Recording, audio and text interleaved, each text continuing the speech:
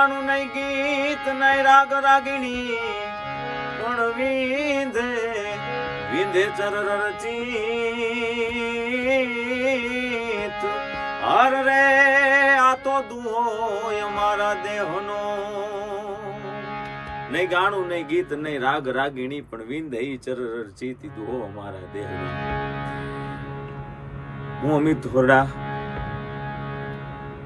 તમારા જીવનની સંગીતની શરૂઆત ક્યાંથી થઈ?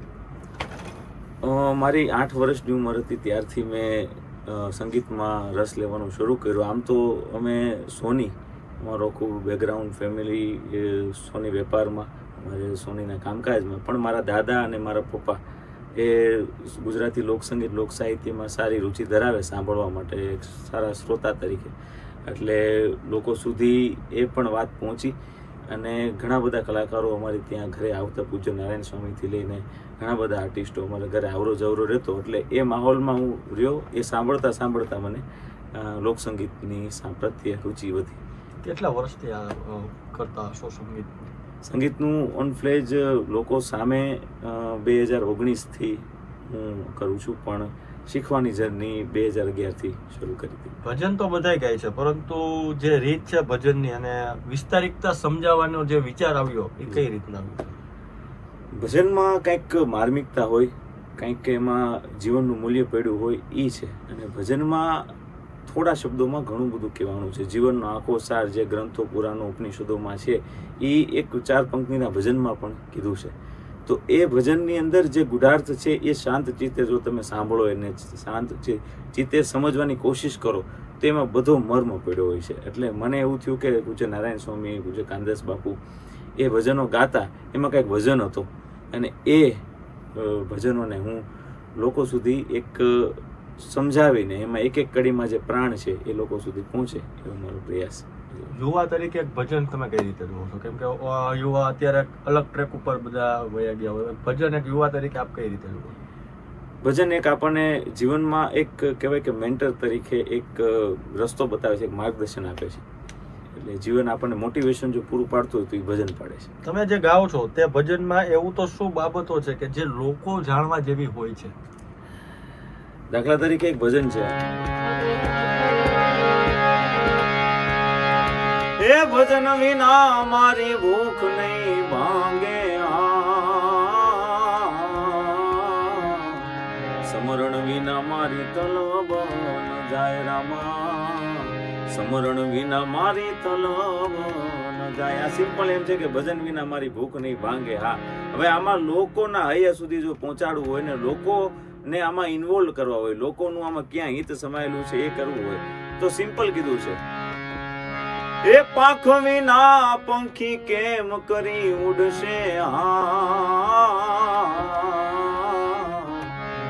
જલ બિન મછિયાના કોણ વાલ રામા, જલ બિન મછિયાના કોણ વાલ. જેમ પાંખ વિના પંખી ઉડી ન શકે, જલ વગર માછલી રહી ન શકે, એમાં જીવડો છે એ ભજન વગર રહી ન શકે. સંગીતની દુનિયામાં તમારો રોલ મોડલ? સંગીતમાં મેં જ્યાં સુધી જો એમાં મેં 3 ભાગ મારા મત મુજબ મેં પાડ્યા છે કે જો એક સાહિત્યની બાબત હોય તો એમાં કવિશ્રી દુલાભાઈ કાગ અને ઝવેરચંદ મેઘાણીજી, ભજન છે તો ભજનમાં પૂજ્ય નારાયણ સ્વામી અને કાનદાસ બાપુ, અને લોક સંગીતમાં જો મને કોઈ પ્રિય હોય તો એ હેમુ ગઢવીજી પ્રિય છે. ગુજરાતની સંસ્કૃતિ જાળવવા રાખવા માટે સંગીતની દુનિયામાં જોડાયેલા યુવાનો માટે કઈ શબ્દ? યુવાનો સુધી લોક સંગીત લોક હૈયે, જો લોકો થકી જે મ્યુઝિક, લોકો થકી જે વિચાર બહાર આવે, લોકો થકી જેનું એક કહેવાય કે એક પહેલ થાય એ લોક સંગીત હું કહું છું. કે એવી એક સમૂહ હોય, એમાં એને ફિલિંગ્સ, ઇમોશન્સ હોય, એ પોતાની વેદના, કરુણા, અને જ્યારે શબ્દોનું બંધારણ મળે ત્યારે સાહિત્ય બને, એમાં કંઈક માર્મિકતા જોડાય અને પછી એને લોક સ્વરોનું એક મથાળું મળે.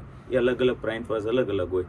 એમાં ગુજરાતનું એક મથાળું છે, એ ગુજરાતને એક મળે, એમાં એની વિચારધારા બળે, એની રહેણી કહેણી બળે.